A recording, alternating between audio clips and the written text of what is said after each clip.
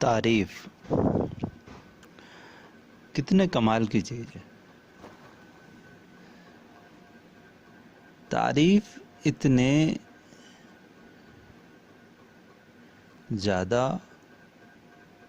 मनोवैज्ञानिक तरीके से काम करती है, इतने ज़्यादा प्रभावी तरीके से काम करती है कि आप किसी भी व्यक्ति से किसी भी स्तर का काम करा सकते हैं। नैतिक मूल्यों का कोई आधार नहीं रह जाता। तारीफ से एटीट्यूड वाला व्यक्ति भी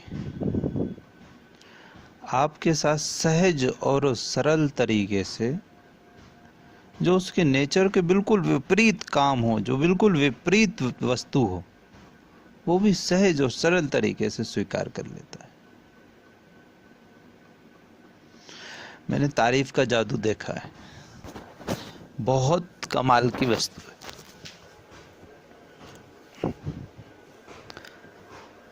अगर इतिहास पे गौर करें तो तारीफ ने आदि काल से जो काम किए हैं, उनमें से एक उदाहरण मैं आपके ध्यान में लाना चाहूँगा। वधू शब्द का इस्तेमाल सामान्यतः अब जो हम करते हैं, पुराणों में इसकी व्याख्या कुछ अलग है। अभी तो हम विवाह उपरांत नई पत्नी जो आती है उसे वधू, और पुरुष को वर वधू कहने लगे। लेकिन अगर हम वैदिक अर्थ इसका देखें तो वधू का अर्थ होता था उपपत्नी, पत्नी के अतिरिक्त एक और स्त्री जिससे हमारे वैचारिक और शारीरिक संबंध हों, पत्नी के अलावा की पत्नी, वो उसे वधू कहते थे।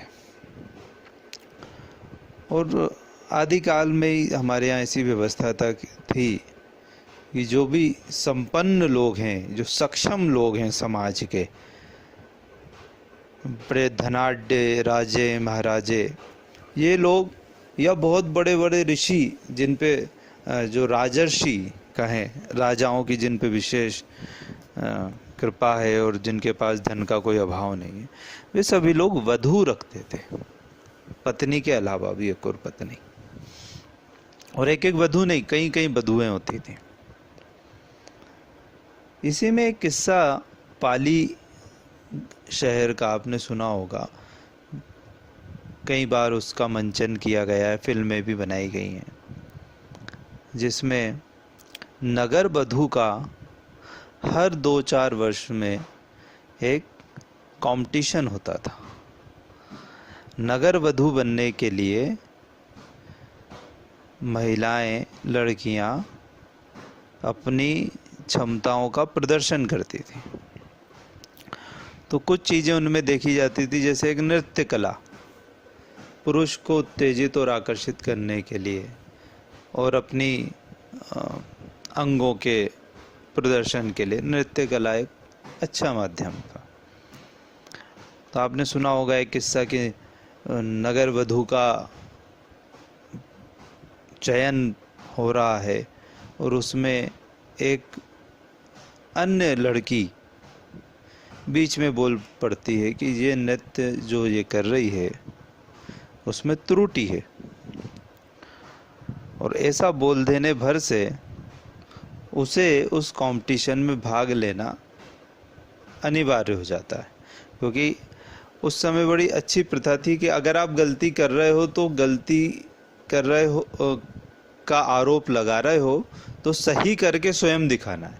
आज तो कोई भी कुछ भी आरोप लगाता रहता है, सही करके दिखाने की क्षमताएं लोगों में होती नहीं, ये एक अच्छी चीज़ थी।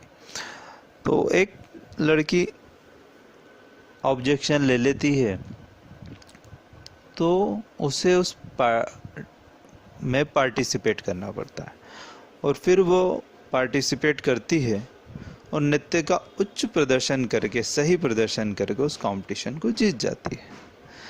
तदुपरांत वह पूरी नगर के सहमति से नगर वधू बनती है। अब नगर वधू का क्या मतलब हुआ? नगर वधू का मतलब हुआ कि वह राजभवन में रहेगी। राजा, मंत्री और उस राज्य के उच्च अधिकारियों के लिए वह नृत्य और शरीर का अपने दोहन करने की अनुमति सहर्ष स्वीकार करती है।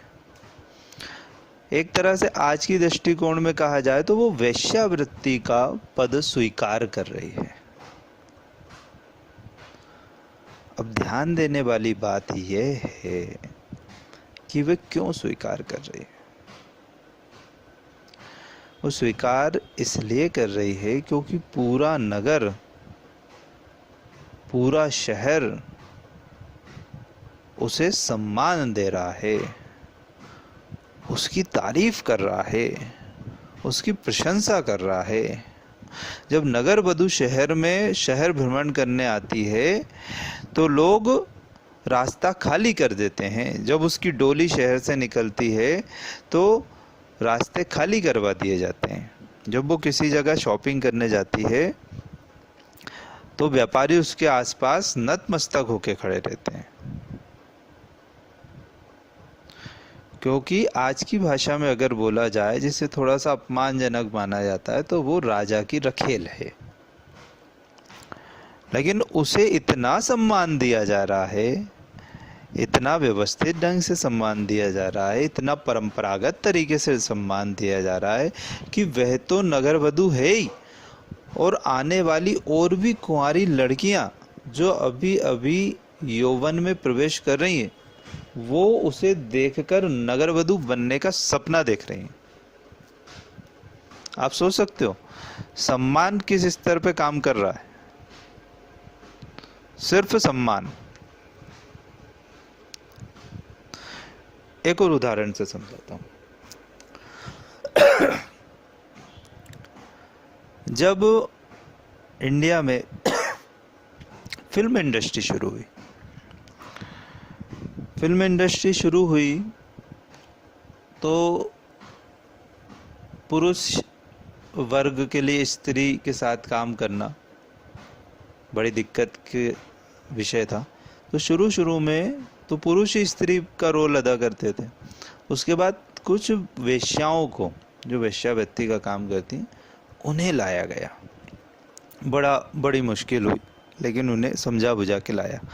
जब उन्हें लाया गया फिल्मों में तो वह भी बड़ी ही मर्यादाओं में वहां पर उन्होंने अपने रोल को अदा करा। पर पुरुष के साथ सोना एक अकेले कमरे में अलग विषय है, लेकिन सार्वजनिक तौर पर किसी के साथ उस समय का जो माहौल था देश का, उस हिसाब से वो बड़ा ही विकट परिस्थिति थी। अब वेश्याओं को लाया गया तो जो प्रतिष्ठित घराने के लोग थे वे जानते थे कि उसमें एक वेश्या काम कर रही है। तो गायन को, गाना गाने को, मंच पे प्रदर्शन करने को और इस तरह की नौटंकियों में पार्टिसिपेट करने को ये उच्च कुलीन घरों के लोग, प्रतिष्ठित घरों के परिवारों के लोग अमर्यादित मानते थे। लेकिन उन्हें जो सम्मान मिला, जो लोकप्रियता मिली, जो पूरे भारत ने, एक महिला ने जब माँ सीता का रोल करा और उसके बाद उसे जो सम्मान मिला, और भी जो उन महिलाओं ने फिल्मों में अपने पार्ट दिए, अपना रोल अदा करा, तो जो उन्हें सम्मान मिला उसका नतीजा यह है कि आज सनी लियोन जैसी स्त्री को भी जो हम आज सम्मान दे रहे हैं, उसका नतीजा यह है कि प्रतिष्ठित से प्रतिष्ठित घरों की अच्छे से अच्छी लड़कियां भी सनी लियोन जो निकृष्ट काम करती थी, पॉर्न स्टार है, उस हद तक जाने को भी तैयार है। अच्छे से अच्छे घर की, जिसे हम दोस्ती का ऑफर कर दें रोड चलते अगर कोई लड़का, तो वो बिल्कुल अस्वीकार कर देगी तुरंत। या आप देखेंगे तो हो सकता है उसका कोई बॉयफ्रेंड या कोई इस तरह का लफड़ा ना हो, शरीफ हो एकदम, तो भी अगर उसे फिल्मों के प्रति कोई ऑफर मिले, फिल्मों की तरफ से कोई ऑफर मिले, तो वो तुरंत उसे स्वीकार कर लेगी, जबकि उसे मालूम है कि वहां जाके क्या क्या करना पड़ सकता है। तो उच्च उच्च घरानों की महिलाएं आज आकर वहां पोर्न स्टार तक की निकृष्ट स्थिति जिसे हमारे देश में मानी जाती थी, उस स्थिति तक का काम करना आज भी स्वीकार कर रही हैं। ऐसा नहीं है कि ये स्थिति पहले थी, आदिकाल में थी, आज भी वो स्थिति है, बस सम्मान समाज की तरफ से मिल रहा है। आज भी हमने अगर वेश्याओं को सम्मान दे दिया है तो अच्छी से अच्छी कुलीन घर की लड़की भी वेश्या बनने को राजी है।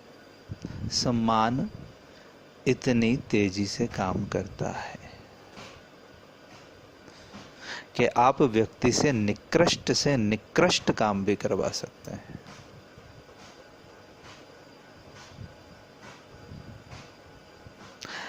अगर आप सम्मान दे सकते हैं तो आप पूरे जीवन में जो कुछ भी पाना चाहते हैं, क्योंकि पाना हमेशा दूसरों के द्वारा होता है, दूसरों की सहायता से होता है ना। तो अगर आप कुछ भी पाना चाहते हैं तो सामने वाले को सम्मान देना और कैसे देना है, इस पे विचार करना शुरू कर दीजिए। कैसे आप उसकी तारीफ कर सकते हो, कैसे आप उसे सम्मान दे सकते हो, इस बारे में सोचना शुरू कर दीजिए। जब आप किसी व्यक्ति से मिलने जाते हैं तो आप क्या सोचते हैं? आप उससे संबंधित काम के विषय में सोचते हैं कि मुझे जाते से इससे यह बात करनी है और इस विषय में बात करनी है। आप उससे लाभ के बारे में बात करना सोचते हुए पहुंचते हैं। जो आपको काम होता है ना, काम, उस काम से रिलेटेड आप सोचते हुए पहुंचते हैं। 2 मिनट स्टॉप लो, 2 मिनट का स्टॉपेज लो और उसकी कैसे तारीफ की जा सकती है उसके पास पहुंचते से या उसका कॉल अटेंड करते से ही, इस विषय में सोचना शुरू करो। सिर्फ 1 मिनट ये सोचना शुरू करो कि उसकी कैसे तारीफ की जा सकती, क्या तारीफ की जा सकती है, क्या अच्छा बोला जा सकता है उससे। काम के विषय में मत सोचो, काम तो हो जाएगा, वो काम होना नहीं होना वो छोड़ दो और ये प्रयोग करके देखो। और उस 1 मिनट की चर्चा के बाद ये बिल्कुल मत सोचना कि वो बिजी, वो अपनी तारीफ सुनने के लिए अति बिजी से बिजी टाइम में भी फ्री है। वो कितना ही बिजी हो भूल जाना, जब तुम उसकी तारीफ कर रहे हो तो वो बिल्कुल फ्री है, इतना फ्री है कि उतना फ्री तो वो कभी रहा ही नहीं होगा, इतना फ्री है। तो तुम बस इस विषय में सोचो और फिर चमत्कार देखो।